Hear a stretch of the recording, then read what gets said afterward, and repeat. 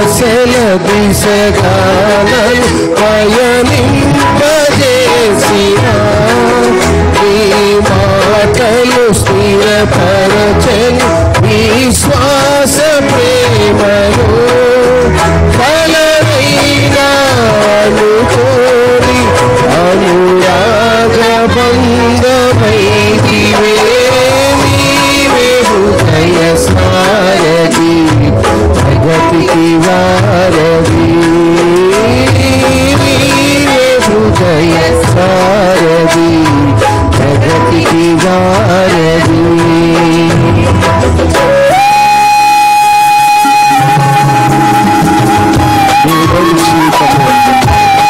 సాగరము దిక్కుదోచని సమయంలో దిక్కేసి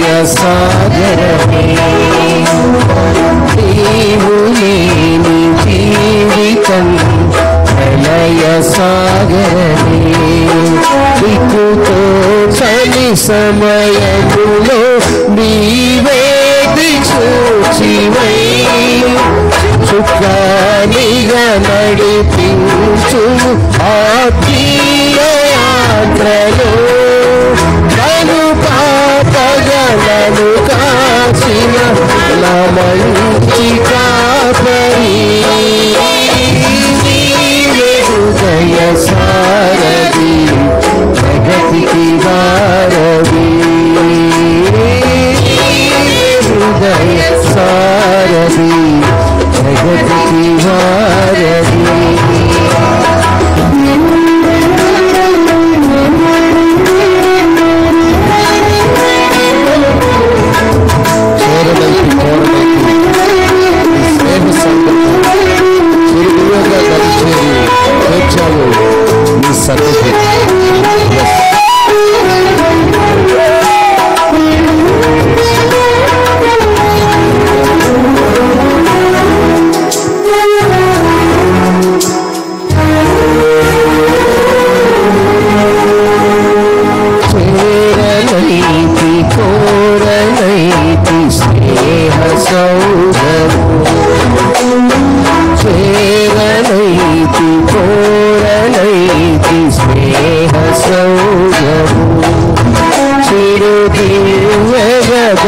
చేరి చేర్చాము సన్నిధి చావైనా బ్రతుకైనా నీ కోసమే ప్రభు చాటించు నీ ప్రేమను అనుతించు ప్రేమ సాగరా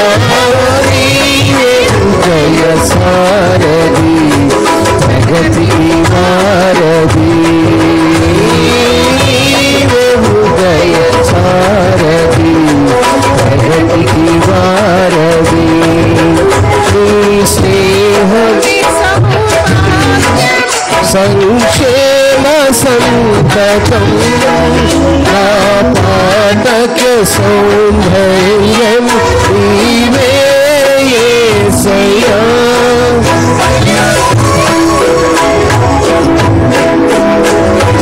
నీవే విజయ సారథి జగతికి వారధి నీవే విజయ సారథి జగతికి వారధి. Praise the lord.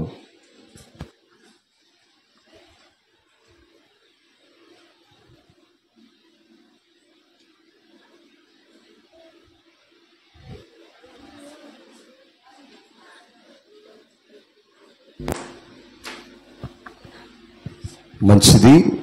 దేవుని మహాకృపలో ఈనాటి పరిశుద్ధ దిన ఆరాధనకు కూడి చేరొచ్చిన మీకు అందరిని బట్టి వందనాలు చెల్లిస్తున్నాను. అందరికి వందనాలు. అందరూ క్షేమం కదా? అందరూ లైవ్లో ఉన్నారు కదా? చాలా త్వరగా, ఎంత త్వరగా అంటే అంత త్వరగా ముగించుకోవడానికి పాటలు తగ్గించాము. సమయాన్ని జ్ఞాపకంలో ఉంచుకొని సమయానుకూలంగా ముందు కొనసాగుతున్నాం కనుక కొద్ది నిమిషాలు చక్కగా దేవుని వాక్యముపై మాటలపై మనసుంచాలని హృదయపూర్వకంగా తెలియజేస్తున్నాను. చదవబడిన లేఖన భాగాలు మనము ధ్యానం చేస్తున్నటువంటి మరి యొక్క కీర్తనల గ్రంథాల్లో 40వ కీర్తన వరకు మనము ఈనాటి వరకు కొనసాగుతూ వస్తున్నాం. ఈనాటి 40వ కీర్తన మొదటి నుంచి మనము 17 వాక్యాల వరకు మరి బైబిల్ పఠనము చేసుకుని ఉన్నాం. చదవబడిన వాక్యాలను మనం ధ్యానం చేస్తున్నప్పుడు దావీదు గారి యొక్క పరిస్థితుల విధానములో, తన జీవన ప్రయాణంలో అనేకమైనటువంటి కోణాలను మనము గమనిస్తూ ఉన్నాం. ఆయన యొక్క జీవితాన్ని, ఆయన చేసినటువంటి పనులను దేవుని చిత్తానికి లోబడుతూ ఏ రీతిగా నడుస్తూ వచ్చాడో ఆ విషయాలను ఇక్కడ తను స్వతహాగా రాసినటువంటి భాగాలను మనము ధ్యానం చేస్తున్నాం. 40వ కీర్తనను మనము గమనించినప్పుడు సామ్ చాప్టర్ 40 మొదటి వాక్యాన్ని మనం చూస్తే, యెహోవా కొరకు నేను సహనముతో కనిపెట్టుకొంటిని, ఆయన నాకు చెవి యొగ్గి నా మొర్ర ఆలకించెను. I waited patiently for the Lord. He inclined to me and heard my cry. దేవుని సన్నిధిలో దేవుని యొక్క కృప కొరకు సహనము కలిగినటువంటి విశ్వాసులుగా క్రైస్తవ పిల్లలు ఉండాలి. క్రైస్తవ పిల్లలు అంటే సహనము కలిగిన వారు. జాగ్రత్త గుర్తుపెట్టుకోండి, ఈ మాటను రాసుకోండి. క్రైస్తవ పిల్లలు అంటే ఉండాలండి, సహనం ఉండాలి, ఓపిక ఉండాలి, నిరీక్షణ ఉండాలి. వీళ్ళనే క్రైస్తవులు అంటారు. ప్రతి చిన్న విషయానికి, ప్రతి చిన్న మాటకు, ప్రతి చిన్న పరిస్థితికి తొందరపడే స్వభావము క్రైస్తవుల్లో కనపడకూడదు. అందును బట్టి కీర్తనకారుడు, నేను యెహోవా కొరకు సహనముతో కనిపెట్టుకొంటిని. దేవుని కొరకు కనిపెట్టే అనుభవమే క్రైస్తవం. ఎంతమంది అయితే క్రీస్తుని అంగీకరించి వాక్యమును అనుసరిస్తున్నారో వారిలో ప్రాముఖ్యమైన లక్షణం ఏంటంటే సహనము. This is very important. Patience, ఇది చాలా అవసరమైనది. కీర్తనకారుడు ఆయన కొరకు సహనము కలిగి ఉంది. ఆయన నా మాటలను, నా మొరను ఆలకించాలని ఆశపడుతున్నాడట. రెండవ మాటను గమనిస్తే, క్రైస్తవ పిల్లలు మొరపెట్టే వాళ్ళుగాను ఉండాలనే మాటను కూడా మనము జాగ్రత్తగా జ్ఞాపకం ఉంచుకోవాలి. మొరపెట్టే అనుభవము, సహనం ఎప్పుడైతే ఉంటుందో మొరపెట్టే అనుభవానికి కూడా క్రైస్తవ పిల్లలు వెళ్ళాలి. కీర్తనకారుడు ఏం చేస్తున్నాడు? ఆయన నాకు చెవి యొగ్గి, అంటే నా మొరను ఆయన ఆలకించే విధముగా, నా ప్రార్థన ఆయన ఆలకించే విధముగా, నా మనవిని ఆయన ఆలకించే విధముగా, నా పరిస్థితిని ఆయన ఆలకించే విధముగా నేను మొరపెడుతూ ఉన్నాను. నా ప్రియ దేవుని బిడ్డలారా, మొరపెట్టే అనుభవం ఉండాలి. దేవుని సన్నిధిలో మొరపెట్టాలి. దేవుని సన్నిధిలో కన్నీరు విడవాలి. దేవుని సన్నిధిలో మన అక్కరలను అవసరతలను అడిగే పిల్లలుగా మనం ఉండాలి. ఇలా ఉండగలగాలనే ఉద్దేశముతోనే కీర్తనకారుడు చాలా శ్రేష్టమైన సంగతులను చెప్తూ ఈ యొక్క వాక్యములో మూల వాక్యం ఏంటంటే, దేవుని చిత్తములో ఆనందం ఉంటుంది. దేవుని చిత్తములో ఆనందం. అది శ్రమైనను, భారమైనను, కష్టమైనను, సంతోషమైనను ఇది దేవుని చిత్తములో ఉంది. కొన్నిసార్లు పరిస్థితులు మనకు అనానుకూలంగా ఉంటాయి. అప్పుడేమనుకోవాలి, ఇది దేవుని చిత్తములో లేదేమో. ఆయన చిత్తములో ఉన్నప్పుడు సమస్తమును సమకూర్చబడతాయి. కానీ సమకూర్చబడేటువంటి వరకు కూడా మనం ఏమై ఉండాలి? సహనముతో కనిపెట్టుకొని ఉండాలి. Praise the Lord. Hallelujah, hallelujah. సహనముతో కనిపెట్టే అనుభవము క్రైస్తవ పిల్లలకు ఉండాలి. క్రైస్తవ పిల్లలంటే దేవుని నమ్మిన వారు. దేవుని నమ్మిన వారంటే ప్రార్థనకు వెళుతూ ఆయన యొక్క భయభక్తులకు, ఆయన యొక్క ఆజ్ఞలకు, కట్టడలకు, వాక్యానికి లోబడుతూ బ్రతికేటువంటి వారు. కాబట్టి కీర్తనకారుడు ఆడ మొరపెట్టడమే కాకుండా ఆ మొరను ఆయన ఆలకించేంత వరకు కూడా సహనముతో ఎదురు చూస్తున్న వాడుగా మనము చూస్తూ ఉన్నాం.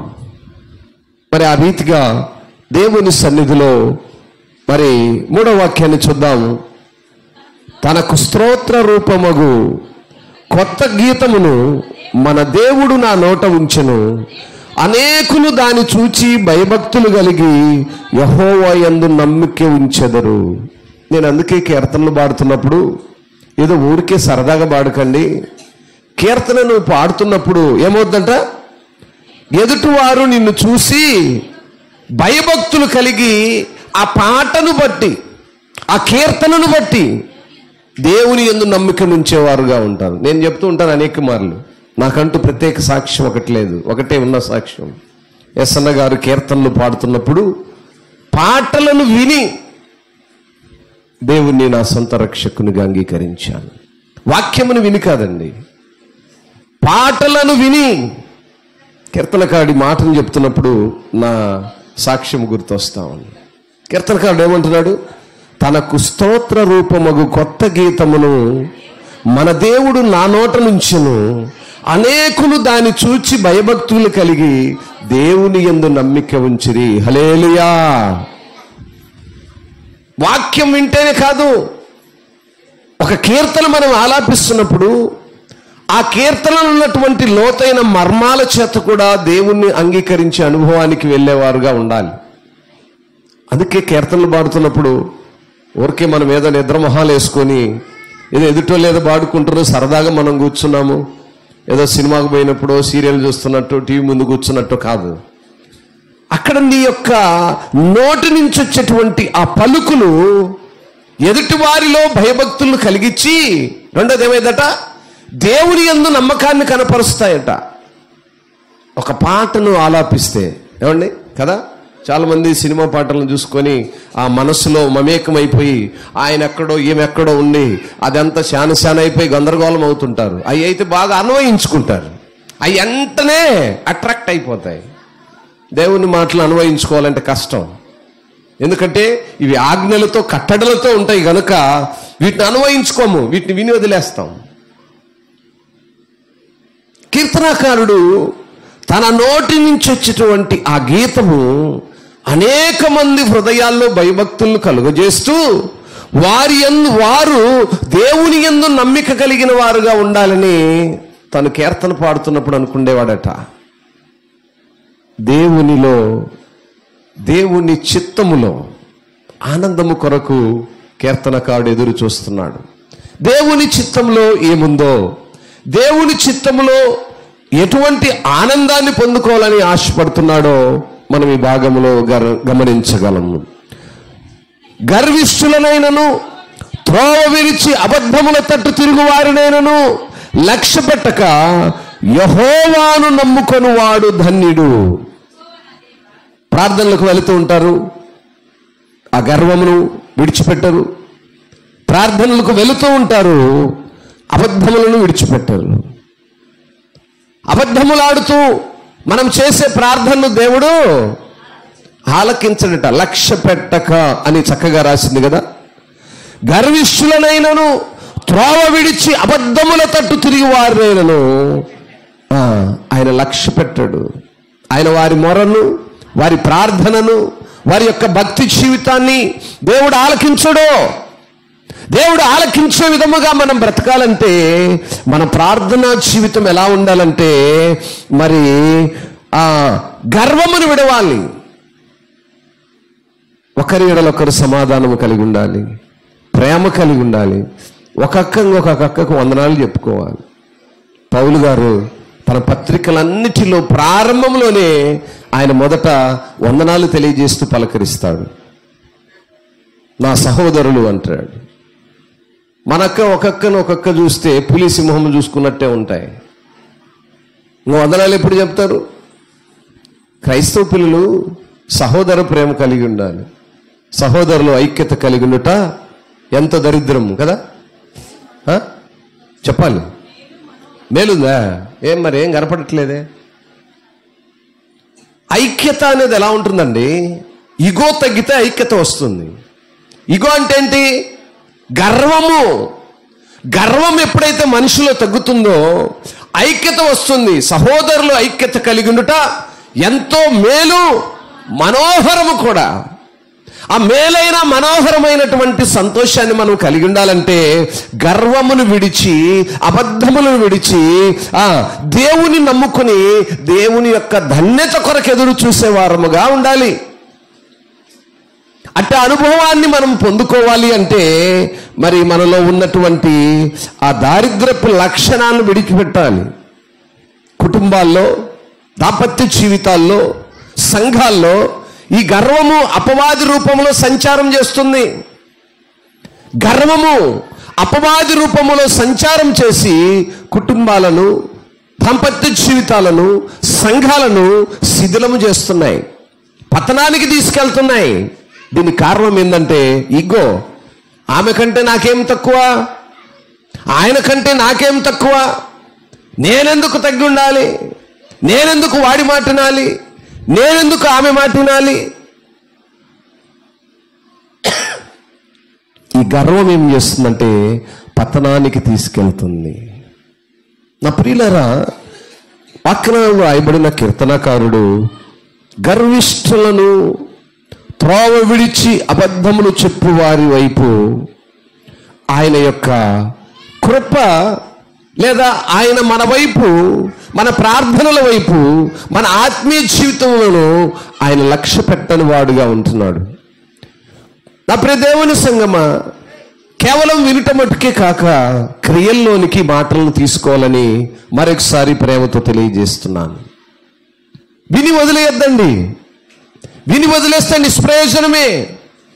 విన్న ప్రతి మాటను అన్వయించుకోవాలి. అవును, నేను ఎలా ఉన్నాను? నా బ్రతుకులో గర్వం ఉందా?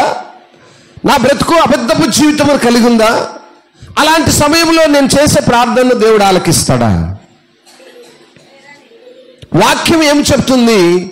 నేను ఎలా బ్రతుకుతున్నానని మనల్ని మనము పరిశీలించుకొని మనల్ని మనమే అన్వయించుకోగలిగితే మాటలను మన యొక్క ఆత్మీయ జీవితం ఏ రీతిగా ఉందో వెల్లడి చేయబడుతుంది.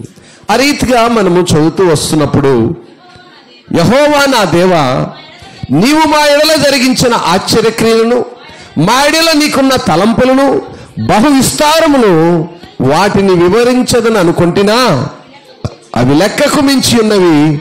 నీకు చాటైన వాడొక్కడును లేడు. దావీదు గారి యొక్క జీవితంలో దేవుడు చేసిన మేలులను ప్రస్తావిస్తున్నాడు. అయ్యా, నీవు నా జీవితంలో చేసిన మేలులను, తలంపులను నేను ప్రకటిద్దాము లేదా తెలియజేద్దాం అనుకుంటే అవి బహు విస్తారములై ఉన్నవి, లెక్కకు మించున్నవి. నిజంగా మనుషుడి జీవితంలో దేవుడు చేస్తున్న మేలులు లెక్కకు మించిన విస్తారమైన మేలు చేస్తున్నాడు. కానీ మనుషుడు గుర్తించట్లేదు, కృతజ్ఞతలు తెలియజేయట్లేదు. ప్రతి మనుషుని జీవితంలో దేవుడు అనేకమైన అద్భుత ఆశ్చర్య కార్యములు చేస్తూనే ఉన్నాడు. ఆయన వరకు మాత్రము ఆయన సాక్ష్యాన్ని చెప్పుకుంటున్నాడు. యెహోవా నా దేవా, నీవు మా ఎడల జరిగించిన ఆశ్చర్య క్రియలను, మా ఎడల నీకున్న తలంపులను బహు విస్తారములై ఉన్నాయి. దేవుడు ప్రతి మనిషి ఎడల ఒక తలంపును కలిగి ఉంటాడు. ఎందుకనగా ఆయన తండ్రి అయి ఉన్నాడు గనుక కుమారుల ఎడల మనం ఎన్ని ఆలోచనలు కలిగి ఉంటామండి. ఏమంటే మనకు కలిగిన బిడ్డల ఎడల మనకి ఎన్ని తలంపులు ఉంటాయి కదా. బిడ్డలు బాగా చదవాలి, ఉన్నతంగా ఉండాలి, వాళ్ళు బాగా ఉద్యోగాలు చేయాలి, బాగా స్థిరపడాలి, సంపాదించాలి, సమాజంలో గొప్పవారిగా ఉండాలి, అన్ని విధాల్లో బాగా విస్తరించబడాలి అని మన బిడ్డల కొరకు మనం ఎన్నో ఆశలు, తలంపులు, ఉద్దేశాలు కలిగిన వారంగా ఉంటాం. పరమున్న తండ్రి మనందరి ఎడల అలాంటి తలంపులు కలిగి ఉంటాడని మనం గ్రహించే వారముగా ఉండాలి. హల్లెలూయా, హల్లెలూయా. పరమునున్న తండ్రి ఆయన బిడ్డలైన మనందరిపై కూడా మనపై ఆయన అనేక తలంపులు కలిగి ఉన్నాడు. ఆయన మన పట్ల చేస్తున్నటువంటి కార్యములు, ఆయన మన పట్ల కలిగి ఉన్నటువంటి తలంపులు ఎలాంటి అట? బహు విస్తారములను. విస్తారం అంటే మనం ఊహించలేము, మనం లెక్కించలేము. దేవుడు మన పట్ల కలిగి ఉన్న తలంపులు మనమైతే మన బిడ్డల ఎడల చాలా తక్కువగా కలిగి ఉంటాం. మనకు కనపడేవే ఉంటాయి. బాగుండాలి, ఉన్నతంగా ఉండాలి, స్థిరపడాలి, మంచి పేరు కలిగి ఉండాలి, ఎక్కువగా సంపాదించాలి, అందరికంటే కూడా గొప్పవారిగా ఉండాలి. ఇంకెంతకంటే ఇంకెక్కువ ఏం కొనం. ఎంతకంటే ఏమైనా ఉంటాయి తలంపులు? నాకు తెలిసి ఇంకేముండవు. ఎంతకంటే ఇంక మనమేం కనలేము కూడా. కానీ ఆయన మనలో ఉన్నట్ట బహు విస్తారము అంటే మనం లెక్కించలేము, లెక్క కందనన్నటువంటి ఆలోచనలు, తలంపులు దేవుడు మన పట్ల కలిగి ఉన్నాడు. మనము దేవుని పట్ల ఎలా ఉన్నాము అనే విషయాన్ని 6వ మాటలో మనం చూడగలుగుతాం. బలులైనను నైవేద్యములైనను నీవు కోరుటలేదు, నీవు నాకు చెవులు నిర్మించి ఉన్నావు. దహన బలులైనను పాప పరిహారార్థ బలులైనను నీవు తెమ్మనలేదు. చాలమ్మా. ధర్మశాస్త్రంలో దేవుడు కోరిన బలి అర్పణలు, సాంకేతికమైన ఆచారాల వ్యవహారాలు అసంపూర్ణమైనని, అవి ఆయన పట్ల యథార్థమైన సమర్పణ, హృదయపూర్వకమైన విధేయతలకు ఏమాత్రము ప్రత్యామ్నాయము కాదు అనేదే కీర్తనకారుని యొక్క ఉద్దేశం. అర్థమైందా? బలులు, అర్పణలను గురించి 6వ మాటలో ప్రస్తావిస్తూ వచ్చాడు. బలులు, అర్పణల గురించి మనము చాలా అధ్యాయాలు మనము చూడగలుగుతాం. బలులు, అర్పణలు మనము కీర్తనల గ్రంథము 70వ కీర్తన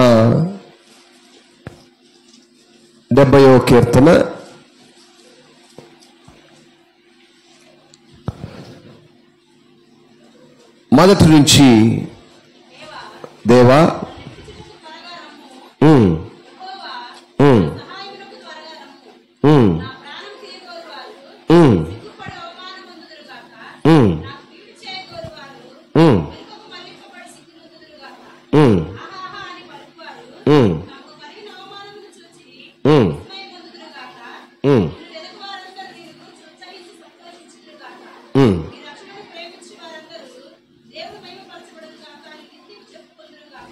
ఎస్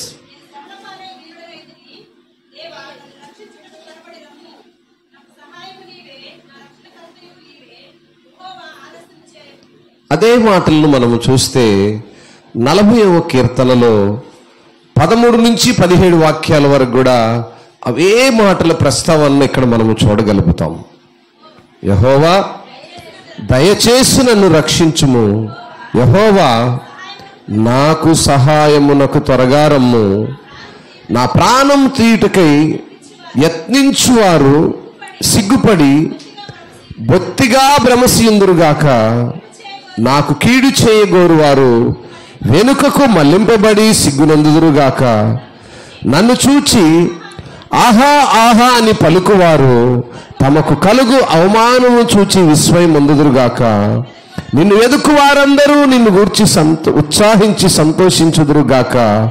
నీ రక్షణ ప్రేమించువారు యెహోవా మహిమ కొరకు మహిమ పరచబడురుగాక అని నిత్యము చెప్పుకొందురుగాక. నేను శ్రమల పాలై దీనుడనైతిని, ప్రభువు నన్ను తలంచుకొనుచున్నాడు, నాకు సహాయము నీవే, నా రక్షణ కర్తవు నీవే, నా దేవా ఆలస్యము చేయకుము. ఈ 70వ కీర్తనలోనూ ఇవే మాటలను ఉచ్చరించినట్లుగా మనము చూడగలుగుతున్నాం. మెట్టుకు మనము 6వ వాక్యంలో చూసినప్పుడు బలులను నైవేద్యములను గురించి మనం ఇక్కడ చదువుతూ ఉన్నాం. బలులు నైవేద్యముల గురించి 1-2 మాటలు మరి మనము గమనిద్దాము. మొదటి సమూయేలు గ్రంథము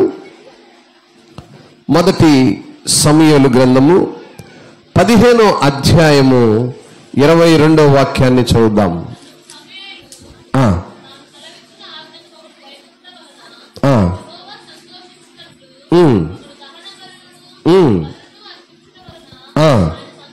ఆయన సంతోషించున ఆలోచించును, బలులు అర్పించుట కంటే ఆజ్ఞను గైకొనుటయు, పొటేళ్ల క్రొవ్వు అర్పించుట కంటే మాట వినుటయు శ్రేష్టము. హల్లెలూయా, హల్లెలూయా. చాలా శ్రేష్టమైన సంగతులను సొలొమోను ప్రవక్త చక్కగా మనకు తెలియజేస్తున్నాడు. ఆయన ఇక్కడ పలికినటువంటి మాటలను మనం గమనించినప్పుడు, ఆయన ఇక్కడ తేటతెల్లగా మనకు వివరించిన మాటలను మనము గమనించినప్పుడు, కీర్తనకారుడు 6వ వాక్యములో బలులనైనను నైవేద్యాలను నీవు కోరట్లేదు, నీవు నాకు చెవులు నిర్మించి ఉన్నావు, దహన బలులనైనను పాప పరిహారార్థ బలులైన నీవు తెమ్మనలేదు. దేవుడు బలులను లేదా దహన బలులను కోరినాడా లేదనే మాటను మనం చూస్తే, సమూయేలు గ్రంథకర్త ఇక్కడ చక్కగా అంటున్నాడు,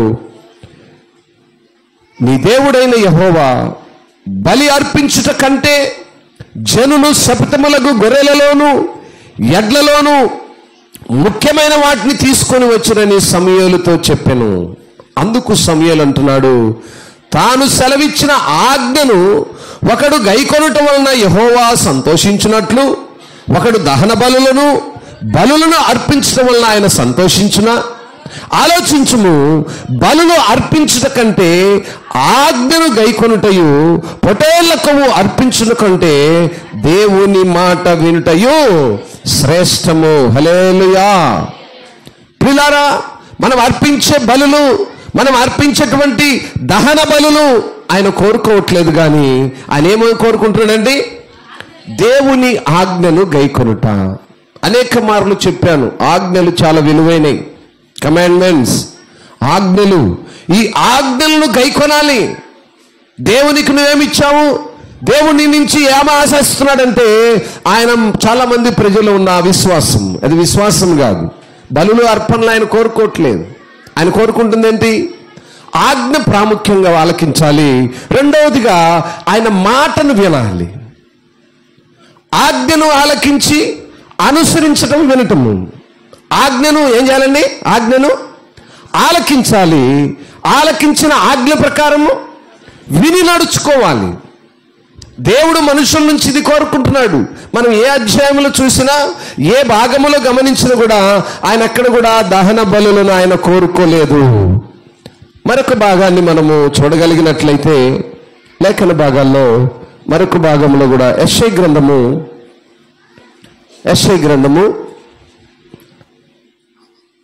1వ అధ్యాయము,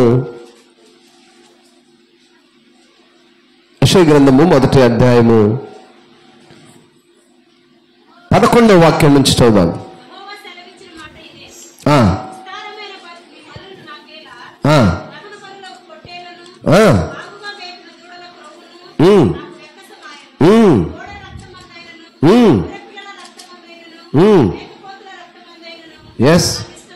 చాలమ్మా.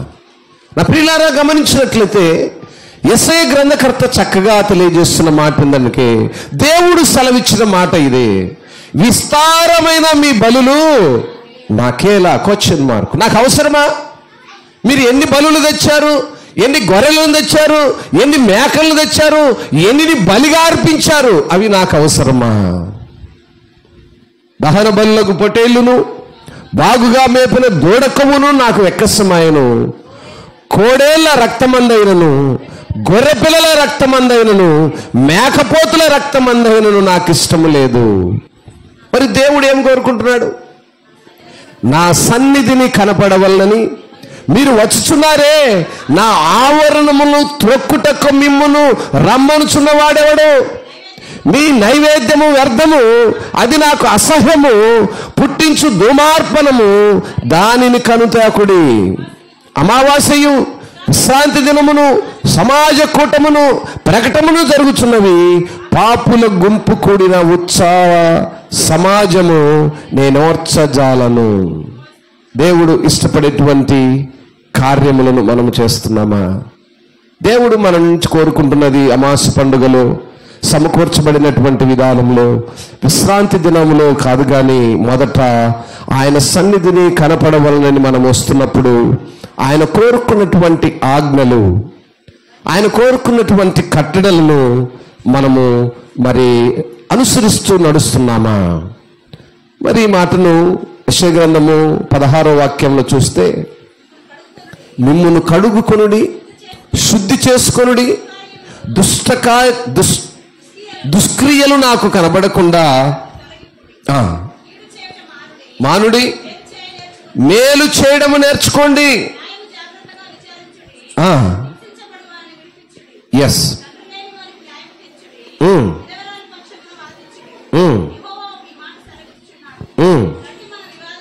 రండి మనం వివాదము తీర్చుదము. నీ పాపములు రక్తము వలె ఎర్రనివైనను, అవి హిమము వలె తెల్లబడును, కెంపు వలె ఎర్రనివైనను, అవి గొర్రెబొచ్చు వలె తెల్లని వగును. మీరు సమ్మతించి నా మాట విని ఎడల భూమి యొక్క మంచి పదార్థములు అనుభవించరు. సమ్మతింపక తిరగబడిన నిశ్చయముగా మీరు ఖడ్గము పాలగుదురు. దేవుడి రీతిగా సెలవిస్తున్నాడు. ఏమండి? సమ్మతించి దేవుని మాట వినాలి. సమ్మతించి అనగా ఇష్టపడి అంగీకరించి. ఆయన మన నుంచి ఏం కోరుతున్నాడు? దహన బలులు కోరుకోవట్లేదు, నైవేద్యములు కోరుకోవట్లేదు, కేవలమును ఆజ్ఞలను కట్టడలను గైకొంటూ నా మాట వినాలని దేవుడు కోరుకుంటున్నాడు. దేవుని మాటను గనక మన ఇష్టానుసారముగా తిరిగినప్పుడు ఏమైందంట? సమ్మతింపక తిరగబడిన ఎడల నిశ్చయముగా మీరు ఖడ్గము పాలగుదురు. ఏమండి? ఎంతమంది ఆ రీతిగా ఆలకిస్తున్నారు? దేవుని మాటలను సమ్మతించక, దేవుని ఆజ్ఞలను అనుసరించక, దేవుని చిత్తమునకు లోబడక, సహనముతో ఆయన కొరకు కనిపెట్టక, వారి ఇష్టానుసారమైన బ్రతుకులు బ్రతుకుతున్నవారు ఖడ్గము పాలగుదురు, మరణించబడదురు, కత్తి పాలగుదురు. ఈ రీతిగా దేవుని మాటలను సమ్మతించక మన ఇష్టానుసారమైన బ్రతుకులు మనం బ్రతకటము దేవునికి ఇష్టమైనది కాదు. మనము దేవుని మాటలను సమ్మతించక మన ఇష్టానుసారమైన మరి విధానములో మనం బ్రతకడము దేవునికి అయిష్టమైనదిగా లేఖనాలు సెలవిస్తున్నాయి. కనుక నా ప్రియ దేవుని సంగమా, దేవునికి ఇష్టమైన పిల్లలముగా దేవుని యొక్క ఆజ్ఞలను కట్టడను అనుసరిస్తూ నివాసం చేస్తున్న బిడలముగా మనం ఉండాలని వాక్యము సెలవిస్తూ ఉన్నది. ఆ రీతిగా మనము గమనిస్తూ వెళ్తున్నప్పుడు 6వ వాక్యముల గురించి మరొక భాగాన్ని మనము చూడగలుగుదాం. ఇర్మియా గ్రంథము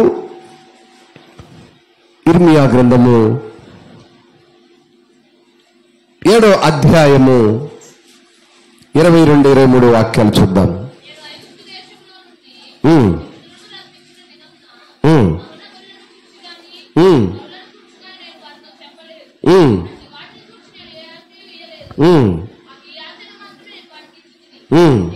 ఏదనగా నా మాటలు మీరు అంగీకరించిన ఎడల నేను మీకు దేవుడునయ్యుందును, మీరు నాకు జనులయ్యుందురు. మీకు క్షేమము కలుగునట్లు నేను మీకు ఆజ్ఞాపించిన మార్గం ఎంతటి యందు మీరు నడుచుకొనుడి. హల్లెలూయా, హల్లెలూయా. ఏమండి? దేవుడు ఏమంటున్నాడు? ఆనాడు కూడా నేను ఐగుప్తు దేశము నుండి, ఆ బానిసత్వము నుండి మిమ్మల్ని నడిపించిన దినమున, మీ పితరులను రప్పించిన ఆ దినమున కూడా నేను దహన బలుల గూర్చి గాని బలుల గూర్చి గాని నేను మీతో చెప్పలేదు. నేను ఏ ఆజ్ఞ కూడా అధ్యయనం, నేను ఇచ్చిన ఆజ్ఞ ఒకటే, ఏమనగా మీరు నా మాటలు అంగీకరించిన ఎడల. దేవుని మాటలను అంగీకరించుట, దేవుని ఆజ్ఞలను గైకొనుట, దేవుని చిత్తమునకు లోబడుట. ఏమండి? ఎంత చక్కగా కీర్తన గ్రంథము మరి రాయబడినటువంటి కీర్తనకారుని యొక్క ఉద్దేశాలు అనేక మంది వక్తలు కూడా అనుసరిస్తున్నారు. ఎక్కడ కూడా బలుల గురించి, దహన బలుల గురించి మరి ఇలా ఉండాలని దేవుడు ఆజ్ఞ ఇవ్వలేదు. దేవుడిచ్చిన ప్రాముఖ్యమైన ఆజ్ఞ ఏంటంటే, నా మాటలు ఆలకించుడి, నా ఆజ్ఞలను కట్టడలను గైకొనుడి. ఆయన ఆజ్ఞలు ఏమున్నాయో గ్రహించాలి. 10 ఆజ్ఞలు చక్కగా మరి సండే స్కూల్ పిల్లలు వింటున్నారా? 10 కమాండ్మెంట్స్ చెప్పారా? 10 ఆజ్ఞలు పిల్లలు చెప్తారు చక్కగా. సండే స్కూల్ జరుగుతున్నప్పుడు వినండి. 10 ఆజ్ఞలను చక్కగా ఏ రీతిగా ఏమి రాయబడి ఉన్నాయి, అందులో మనం వేటిని అనుసరిస్తున్నాము, మొదటగా ఏముంది, మన జీవితాల్లో ఏమున్నాయనే విషయాలను ఆలకించండి. దేవుని వాక్యం సెలవిస్తుంది. అందుకే కీర్తనకారుడు 6వ వాక్యంలో అంటున్నాడు, బలులైన నైవేద్యములైన నీవు కోరట్లేదు, నీవు నాకు చెవులు నిర్మించినావు, దహన బలులైనను పాప పరిహారార్థ బలులైన నీవు. ఇక్కడ నీవు నాకు చెవులు నిర్మించి ఉన్నావు అంటే అర్థం ఏందండి? ఏమండి, మీకు అందరికి చెవులు ఉన్నాయా? ఎంతమందికి లేవు చెప్పండి? అరే, అందరికి ఉన్నట్టే. అందుకైనా అంటున్నాడు, నేను చెప్పినవి మీకు వినపడుతున్నాయి కదా. ఏమండి, మీకు అందరికి చెవులు నిర్మించాను కదా, నా మాటలో అర్థమేంటో మీకు అర్థమైందా అన్నట్టుగా కదా. మనం చెవులు ఉన్నా వినపడమేమో అని మైకులు పెట్టుకున్నాం, పెద్ద బాక్సులు పెట్టుకున్నాం, పెద్ద గొట్టాలు పెట్టుకున్నాం. ఎందుకొరకు? మామూలుగా వినపడవేమో, కొంచెం డీజే సౌండ్ పెడితేమన్నా అర్థమవుతుందేమో అని. ఏమండి, ఆయనను మనము ఏమాత్రము లక్ష్య పెట్టము. ఎందుకనగా క్రైస్తవ జీవితాలు కేవలముతో వెళ్ళిపోతున్నాయి. కేవలం అనే మాటను నేను గడిచిన వారం కూడా జ్ఞాపకం చేశాను. ఎక్కడ చెప్పాను చెప్పండి? 39వ కీర్తనలో 5వ వాక్యంలో చెప్పాను, మనుష్యుడు కేవలము అని. ఏంటో చదవండి ఒకసారి. నా దినముల పరిమాణము నీవు బెత్తడంతగా చేసి ఉన్నావు, నీ సన్నిధిని నా ఆయుష్య కాలము లేనట్టే ఉన్నది. ఎంత స్థిరుడైనను ప్రతివాడును కేవలము వట్టి ఊపిరి వలె ఉన్నాడు. ప్రతి క్రైస్తవుడు కేవలముగా ఉన్నాడు, కానీ ఆయన సన్నిధిలో ఆయుష్కాలం ఏ విధంగా ఉన్నదో గ్రహించట్లేకపోతున్నాడు. ఎంత స్థిరపడిన వాడైనను కేవలము వట్టి ఊపిరి వలె ఉన్నాడు. ఈ మాటను గడిచిన వారం కూడా మనం ధ్యానం చేసుకున్నాం. ఎంత ధనవంతుడైనా, ఎంత బలవంతుడైనా, ఎంత పేరు ప్రఖ్యాతాలు కలిగిన వాడైనా, ఎంత ఘనత కలిగిన వాడైనా దేవుని సన్నిధిలో కేవలము వట్టి ఊపిరి వలె ఉన్నాడు. ఆ విషయాన్ని మనుషులు గ్రహించలేకపోతున్నారండి. ఏమండి, సమాజంలో ఒక్కొక్క మనుషుని యొక్క ఈగోను చూస్తున్నప్పుడు నిజంగా నాకు ఎంత కలవరము కలుగుతుందంటే దాన్ని నేను మరి వర్ణించలేకపోతున్నాను. క్రైస్తవ పిల్లలైన వారిలోనే, దేవుని నమ్మిన వారిలోనే, దేవుని నమ్మినమా అని చెప్పుకుంటూ వారి యొక్క అవిధేయతను గ్రహించలేని అనేక మంది క్రైస్తవ పిల్లలను చూస్తున్నప్పుడు, వారికి ఉన్నటువంటి ఆ గర్వమును చూస్తున్నప్పుడు కీర్తనకారుడు పలికిన మాటలను నెమరేసుకోక ఉండలేకపోతూ ఉన్నాం. గర్వముతో నువ్వు పలికే మాటలు దేవునికి ఇష్టమైనయా? గర్వముతో నువ్వు బ్రతుకుతున్నటువంటి విధానము దేవునికి ఏమైనా నచ్చుతుందా? నువ్వు గర్విష్ఠుడిగా ఉంటూ అబద్ధములాడుతూ దేవునికి ఇష్టమైన కుమారుడిగా, కుమార్తెగా ఎలా జీవించగలుగుతావు? పేరుకు మాత్రమే క్రైస్తవ కుటుంబం, క్రైస్తవ పిల్లలముగా ఉంటూ మన జీవితాల్లో క్రియలు లేకపోతే అది కేవలము కాక మరేమవుతుంది? మనుష్యుడు కేవలముగానే ఉంటున్నాడు, కానీ దేవుని మాటలను లక్ష్య పెట్టే అనుభవానికి వెళ్ళలేకపోతున్నాడు. కనుక నా ప్రియ దేవుని సంగమా, బలులైనను నైవేద్యములైనను ఆయన కోరుకోవట్లేదు. మరలా చెప్తున్నాడు, నేను మీకు చెవులు నిర్మించున్నాను. ఎందుకని? ఈ మాటలను ఆలకిస్తారని. అందుకే 2వ మాటలు అన్నాడు, దహన బలులైనను పాప పరిహారార్థ బలులైన నేను తెమ్మనలేదు. ఇప్పుడు కాదు, మీ పితరుల సమయంలో కూడా నేను చెప్పలేదు. మీరు ఐగుప్తు దేశంలో బానిసలుగా ఉన్నప్పుడు మీ పితరులను మరి ఆ బానిసత్వం నుంచి కానానుకు నడిపిస్తున్న సమయంలో కూడా నేను ఎప్పుడు ఈ బలుల గురించి, దహన బలుల గురించి, అర్పణల గురించి మీకు ఎప్పుడు నేను చెప్పలేదు. కనుక నా ప్రియ దేవుని సంగమా, దేవుని సన్నిధిలో మనం ఉంటున్నప్పుడు మన ఆత్మీయ జీవితాన్ని మనము మరి పరీక్షించుకునే వారంగా ఉండాలి. మన ఆత్మీయ జీవితము దేవుని సన్నిధిలో ఎలా ఉంటుంది, దేవుని సన్నిధిలో దేవునికి ఇష్టమైన పిల్లలుగా మనము ఎలా ఉండగలుగుతున్నామో పరీక్షించుకునే వారముగా ఉండాలని తెలియజేస్తున్నాను. మరొక మాటను 8వ మాటలు చదువుకొని మన వర్తమానాన్ని ముగించుకుందాం. నా దేవా, నీ చిత్తము నెరవేర్చుట నాకు సంతోషము, నీ ధర్మశాస్త్రము నా ఆంతర్యములోనున్నది. చాలమ్మా. 7వ మాటను ఒకసారి చదవండి. అప్పుడు పుస్తకపు చుట్టలో నన్ను గూర్చి రాయబడిన ప్రకారము నేను వచ్చి ఉన్నాను. దేవుని యొక్క పుస్తకపు చుట్టలో, వీళ్ళారా గమనించాలి, దేవుని యొక్క పుస్తకపు చుట్టలో నిన్ను నన్ను గురించి రాయబడి ఉన్నది లేదో పరిశీలించుకోవాలి. అలా పరిశీలించుకున్న ప్రకారము నా దేవా, నీ చిత్తము నెరవేర్చుట నాకు సంతోషము. ఏమండి, లోకంలో ఉన్న అనేక విషయాల గురించి మనం సంతోషపడుతుంటాం. ఎన్నో చిన్న చిన్న విషయాల్లో చాలా సంతోషపడతాం. కానీ దేవుని చిత్తాన్ని నేను నెరవేర్చి దేవునికి ఇష్టరాలుగా నా జీవన విధానము నడుస్తుంది అన్నప్పుడు సంతోషము, ఆ సంతోషాన్ని నేను కలిగి ఉన్నానంటాడు. దావీదు గారి సంతోషం దేన్ని బట్టి? ఆయన రాజు అయినందుక? ఏమండి, ఆయన రాజుగా ఉన్నందుక? ఏదో గొర్రెలు కాసుకుంటున్న నన్ను ఈ రీతిగా రాజును చేసినందుకు సంతోషపడ్డా? కేవలము దేవుని చిత్తాన్ని నెరవేర్చుటలో సంతోషించాడు.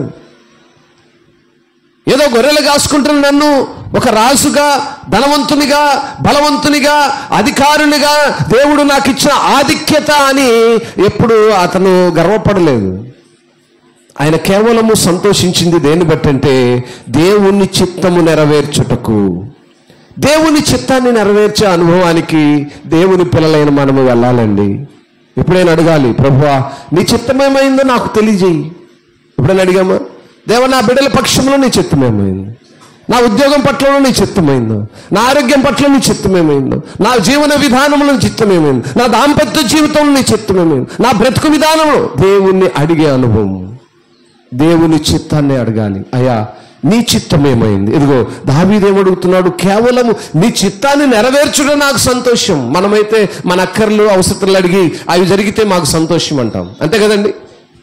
ఒక మనుషులుగా, మానవ రూపము దాల్చిన రక్తమాంసములు కలిగిన మనుషులుగా మనం ఏమడుగుతామంటే మన అవసరతలు, మన అక్కర్లు జరిగితే దాన్ని సంతోషము అంటాం. కానీ ఆయన దేని గురించి సంతోషపడుతున్నాడు?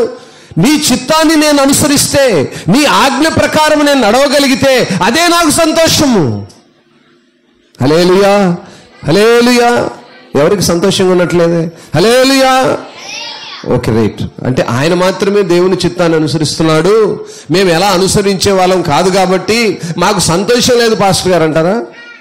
ఏమండి, దేవుని చిత్తాన్ని అనుసరించగలిగితే, దేవుని యొక్క ఆజ్ఞలు కట్టడం. అందుకే 2వ మాటలో ఆ మాట అంటాడు, నీ ధర్మశాస్త్రము నా ఆంతర్యములోనున్నది. ఏంటిదండి? దేవుని ధర్మశాస్త్రం. దేవుడిచ్చిన లా అండ్ ఆర్డర్. మోషేకు ధర్మశాస్త్రాన్ని ఇచ్చాడు, ఇదిగో ఇది ప్రకటన చేయమన్నాడు. అది నా హృదయములో ఉన్నది. ఆంతర్యములో అంటే నా హృదయములో ఉంది. నీ ఏ ధర్మశాస్త్రాన్ని, ఏ ఆజ్ఞలను, ఏ కట్టడలను అనుసరించి నడవమన్నావో ఆ రీతిగా నడుచుకోవటం నాకు సంతోషము. అది నా హృదయములో ఉన్నది. దాన్ని నేను అనుభవిస్తున్నాను, అనుసరిస్తున్నాను, అన్వయించుకున్నాను. అనుదినము ఆ రీతిగా జ్ఞాపకం చేసుకుంటూ బ్రతుకుతూ ఉన్నాను. ఎంత చక్కని అనుభవాన్ని తను దేవుని సన్నిధిలో చెప్తూ వస్తున్నాడు. నా పెదవులు మూసుకొనక మహాసమయములో నీతి సువార్త నేను ప్రకటించున్నాను అనుకుంటుని, యెహోవా అది నీకు తెలిసి ఉన్నది. నీ నీతిని నా హృదయములో నుంచుకొని నేను ఊరుకుండలేదు. నీ సత్యమును, నీ రక్షణను నేను వెల్లడి చేసి ఉన్నాను. నీ కృపను, నీ సత్యమును మహాసమాజమునకు తెలుపక నేను వాటిని మరుగు చేయలేదు. హల్లెలూయా. ఏమండి, స్వార్థను, దేవుని యొక్క వాక్యమును, దేవుని యొక్క నీతిని హృదయంలో ఉంచుకున్నాడు. ఆ నీతిని సమాజంలో తెలియజేస్తున్నాడు. ఆయన నుంచి పొందుకున్న సత్యమును, రక్షణను అనేక మందికి ప్రకటన చేస్తున్నాడు. ఆయన నుంచి పొందుకున్న కృపను, సత్యమును సమాజంలో వాటిని దాచిపెట్టలేదు, మరుగు చేయలేదు. అనేక మందికి ప్రకటిస్తూ తెలియజేస్తున్నాడు. ఈరోజు మనకు తెలియజేస్తున్నది కూడా ఆ విధంగానే ప్రకటిస్తున్నాడు. కీర్తనకారుడైనటువంటి దావీదు గారు దేవుని యొక్క సత్యమును, దేవుని నుంచి పొందుకున్న రక్షణను, దేవుని నుంచి పొందుకున్న కృపను, దేవునిలో ఉన్నటువంటి ఆ యొక్క విశిష్టతను ప్రకటన చేస్తున్నాడు. వాటిని మరుగుపరచక అనేక మందికి తెలియజేసే విధానంలో ఉన్నాడు. ఈనాడు మనము అనేక దినాలుగా, సంవత్సరాలుగా మరి దేవుని వాక్యమును వింటున్నప్పుడు మనం ఎంతమందికి ప్రకటించామండి? ఎంతమందికి మనం తెలియజేశాము? కేవలము మన మట్టుకు మనమే అన్వయించుకోవట్లే, మన మట్టుకు మనమే విని పక్కకు నెట్టేస్తున్నాం. కొంచెం సమయం దొరికితే నలుగురు అక్కలు కూడారంటే ఇంకొక అక్క గురించి మాట్లాడుకోవడమే సరిపోద్ది. నలుగురు అన్నలు కూడారంటే ఈ అన్నలు మాట్లాడుకునేదేంటి? ఆ పార్టీ ఎటు పోయింది, ఈ పార్టీ ఎటు పోయింది, వాడెటు చచ్చాడు, ఈడెటు కొట్టాడు. ఎప్పుడన్నా దేవుని గురించిన మాటలు, గ్రామమును గురించిన మాటలు, సంఘమును గురించిన మాటలు, సంఘములు మనకు అవసరమైన మాటలు నలుగురు కూడినప్పుడు ఎప్పుడైనా మాట్లాడుకుంటారా? ఆ మాటలు మాట్లాడాలంటేనే చిరాకు పుట్టుద్ది. ఆ మాటలు మాట్లాడుకునే గుంపు దగ్గర కూడా ఎవరు రారు సుమా.